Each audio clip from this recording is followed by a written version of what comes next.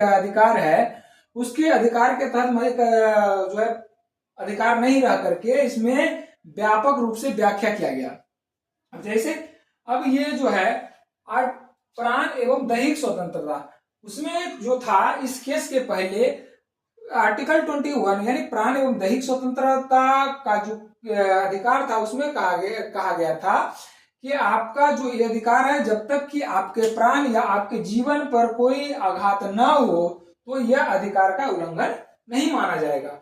लेकिन क्या हुआ 1978 में जब इसकी व्यापक व्याख्या किया गया तो माननीय सर्वोच्च न्यायालय के द्वारा कहा गया, उनकी बेंच के द्वारा, यह जो है मौलिक अधिकार जो है प्राण एवं दैहिक स्वतंत्रता का जो अधिकार है यह सिर्फ आपके प्राणों पर आघात तक ही सीमित नहीं है। यह आपके प्राणों के आघात तक सीमित नहीं है, यह जो है आपको गरिमापूर्ण जीवन जीने का अधिकार प्रदान करता है। जीवन जीने का अधिकार प्रदान करता है। Right to live with dignity.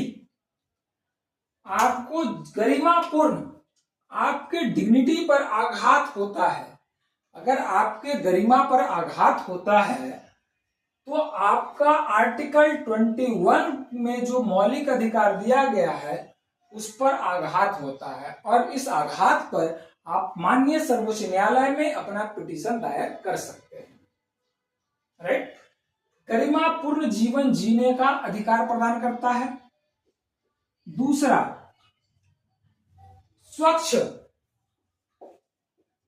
स्वच्छ वातावरण में जीवन का अधिकार या रहने का अधिकार, स्वच्छ वातावरण में रहने का अधिकार,